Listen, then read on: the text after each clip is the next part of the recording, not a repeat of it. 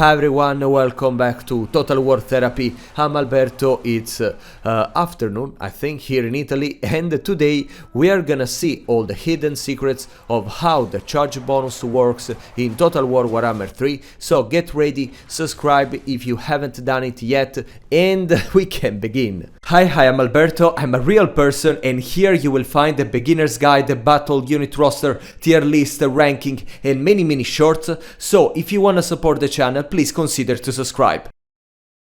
Let's start with the definition of the charge bonus offered by the game that describes it as the stat that you can find on the unit card that displays the short boost of offensive power that it's triggered when the enemy has been issued a melee attack order. This is an important detail because if you are running from one place to the other and you just bump into an enemy, this will not trigger the charge bonus.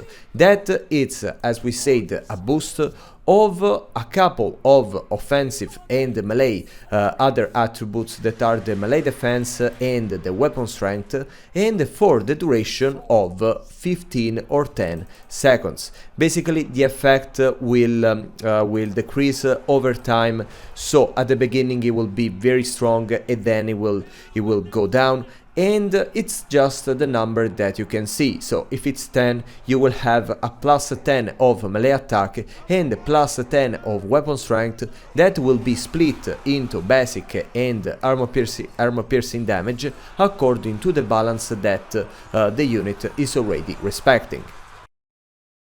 Now let's see together all the factors that may affect the charge intensity of your unit that they are not fully explained by the game, so I will give you just a quick guide so you will know how to use them at your advantage. Let's start with the speed, that is another attribute that you can find on the unit card, and of course the faster is a unit, the more intense will be the charge. And also the acceleration. The acceleration is not only the hidden stat of the unit, but also the distance. I mean, it depends on the distance between the charging unit and the target, because if you are starting the charge and you are at 5 meters from the enemy, it will not be as effective as if you are starting the charge from 200 meters at 200 meters from the enemy. That's why even if you are doing some kind of cycle charging tactics, you have every time to fill a certain distance between you and the enemy, and only after that you can afford to charge, because otherwise the effect will not be enough satisfying. Then we have the angle. The angle means if you are charging at the front, at the flank, at the rear, and even that is not fully explained how it works, how much is better, but of course if you are charging at the back of the unit, the effect will be increased, and there are also other penalties. For example, if you attack the flank and the rear of the enemy unit, this enemy will suffer a leadership penalty, so there will be a higher chance for the enemy to run away. Then there is the terrain. The terrain can affect your speed mostly, and by consequence your charge as well. So if you are going upwards the hill, you will be slowed down, and if you are going downwards the hill, you will get faster. And also for the forest, especially for the cavalry, that can get a decrease of the speed, and this will affect the charge effect. And at the end we have the mass. The mass is it doesn't show, we can say, how much is strong the charge bonus, but it shows how far will be the penetration of the unit through the enemy. For example, if you have a monster with a lot of mass, you can see that you can just go through the enemy unit and just appear on the other side. While if you have a quick rider that it's not the best about the mass, you will just throw away a couple of entities and you will stop still at the front of the enemy unit. I wanna address right now the problem of the charge defense and the charge reflection, because if you want to charge your enemy, you need to know first all his strengths. Now, the charge reflection and the charge defense are a couple of attributes that are generally possessed by all the anti-large infantries in this game. And they mean that when the unit is bracing means that they are stopped and they are standing still, they are not moving. They will negate the charge bonus of the charging attacker, and they will also use, we can say, that charge against the charging unit. So if you see an enemy with these attributes, you should probably not charge him. But there are some ways to ignore this obstacle. Now, basically, these attributes say that they will be triggered only when the unit is bracing, so it's stopped, and also when they are aiming at you, so when their front is towards your front. But if you are charging them while they are moving, or you charge them hitting their flanks or their back, this couple of effects will not be triggered. So just be careful about that, because of course if you charge at the front a unit with the charge defense and charge reflection, it will be a pain for you. But if you follow my strategies to bypass this problem, you will not suffer any damage. Now, how to recognize a charge focus unit and a unit that probably focuses on something else. You can see first the charge bonus of the unit on the unit card, and if it's above 40 or 50 depending on the unit, it's probably a unit made to charge. If it's less, probably you have some other strengths. For example, here we have a cavalry, a shock cavalry and a generic cavalry. The shock cavalry, and I mean, actually most of the cavalries are shock cavalry, but yeah, they have a high charge bonus, in this case 78, but they have a reduced melee defense. On the contrary, the Knights of the Black Rose that are are not shock cavalry, they have just 34 of charge bonus, that is very little for a cavalry unit, but they get 50 of melee defense. So you have to use them in a different way. You can still take advantage of the charge, but believe me, they are better at doing other stuff. Now, this is the role that you can follow to understand if you have to use that unit to charge or not, but of course it depends a lot also on the strategy that you are using. Of course, the category that benefits more from all the charging strategies are the Chariots, that they rely heavily on the charge bonus and also on the charging animations that are quite different, because unlike the cavalry that will charge and then stop we can see at the front of the enemy unit, the Chariots will keep charging, they will constantly throwing enemies away, and of course this depends also on the mass of the enemy unit, on the kind of the enemy unit. If it's a monster, they will not do it, but if it's a very low tier infantry, they will keep charging till the end.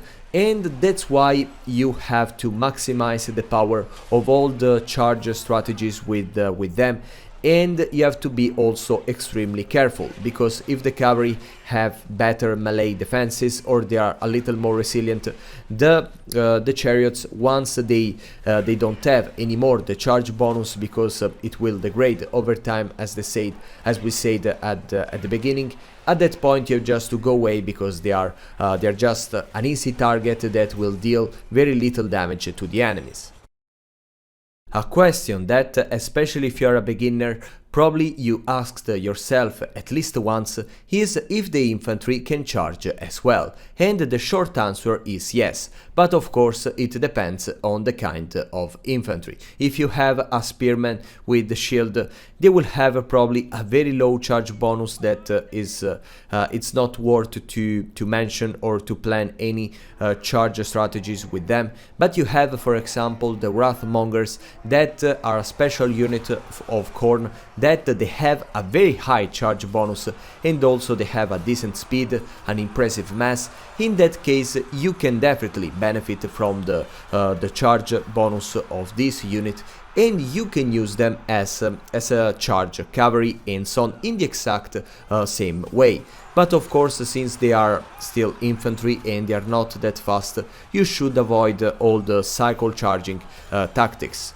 Another attribute that is important to mention now is the expert charge defense. One detail that I probably missed when I was talking about the charge defense versus large is that it is triggered only against large entities, but not against the infantries that can charge you. But if you have the expert charge defense, this kind of defense, so you will negate, this negation of the charge bonus will be activated not only against large entities but also against any infantry and so on. So even the Wrathmongers that otherwise they would have an advantage because their charge bonus is not negated by the charge defense versus large, with the expert charge defense they are in the exact same position. And yeah, I wanted you to know that. And everything we said so far may be applied also to monsters, because even in this case we have monsters with a high charge bonus that you can use them to charge the enemies, to penetrate inside their army formations, and in general to take advantage of this attribute, even if you don't need to psycho charge, because at the end they have good melee capabilities. And then there are monsters with a low charge bonus, generally they're also slower than the other counterpart, and you can assume that they are better, you should use them to defend, to absorb damage, or in general as tanks. Now we can finally start with a couple of strategies and battle tactics that can be quite useful if you want to take advantage of the charge bonus of your units. The first one is the cycle charging, that I prefer to call psycho charging because it gives better the idea. And this strategy consists of basically charging the enemy, taking advantage of the charge bonus for the duration of 10 to 15 seconds, and then distance from the enemy, so go away. As I told you in the first section of this video, is better for the acceleration to have a certain distance between you and the enemy, and at that point you can charge again. You have to be careful because sometimes your units may be stuck in the enemy unit, or they can be slowed down for some reasons. But once you have the unit again ready to charge at at a good distance, you can charge again, so you can benefit for the second time of the charge bonus for the new duration of 10 to 15 seconds, and you can repeat this for how long you want. Of course, it requires a high level of management, but the effect is insane. The second battle tactics that I wanted to mention in this video is the hammer and the anvil. Now, this strategy consists of deploying, for example, a front line, a melee infantry, a mid shield to create the anvil.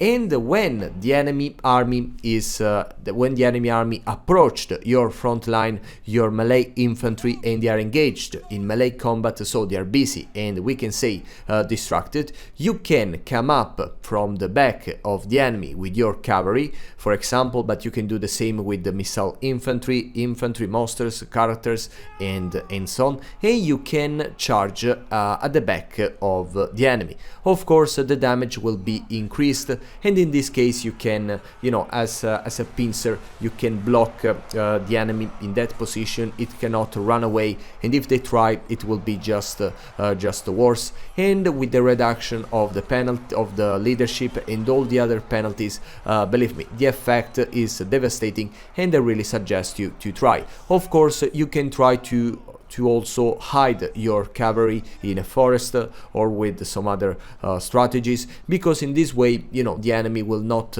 address you directly, but they will go to the melee infantry and they will just ignore you.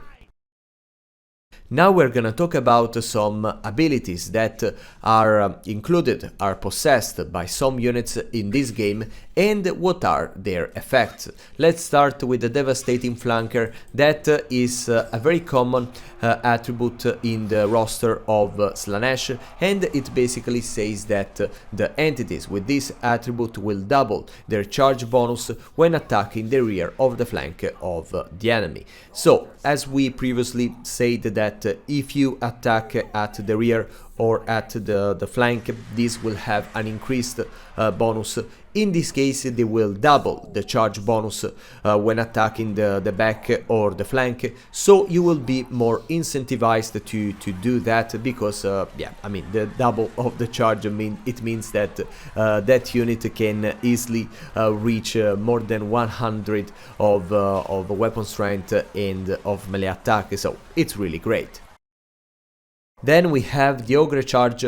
That is an attribute in general possessed by the Ogre Kingdoms units that says that when you are attacking at the front, braced charge defenders, that means you know, all the units provided with the charge defense versus large attribute and so on, this unit will lose only half of its charge bonus. So as we said previously, if you have the charge defense attribute, you will negate the full charge bonus of the enemy that is charging you, of course, if you are stopped and if you are at the front, if you are facing the enemy that is charging. But if you are defending, if you are trying to bracing from an enemy with the Ogre Charge, you will negate only half of the charge bonus of the Ogres. And this is a good attribute because, of course, Ogres are mostly large entities, so otherwise it will be impossible to deal with an army of spearmen and so on. So in this way you can, of course, you are not encouraged to hit the front, but yeah, you are not that penalized. Then we have the Glorious Charge that is more rare than all the others that we already talked about, but it's still worth to mention because the units with this attribute, when they are charging an enemy unit, they will have the duration doubled. So instead of 10, 15, they will have probably 20 to 30. And then the enemies that will absorb the charge will suffer a leadership penalty even if they are attacked at the front. And finally we have a signature ability of I think half of the cavalries of Bretonia, that are the Lance. The Lance is a formation that you can use with your cavalry, that it will need 3 seconds to get ready, and then for all the time that you want, you will have increased mass, increased acceleration, charge bonus, speed. This iconic formation with the hedge at the tip of your unit, we can say that, and also you will suffer unfortunately a reduction of the melee defense. That is the only, we can say, downside of this ability, and you can use it when you have to charge or you know, to cycle charge the enemy. Is very effective, and honestly it's also very satisfying to see, very cinematic and picturesque. And yes, that's it. Thank you for following me. I hope you had fun and you learned something new, and see you very soon.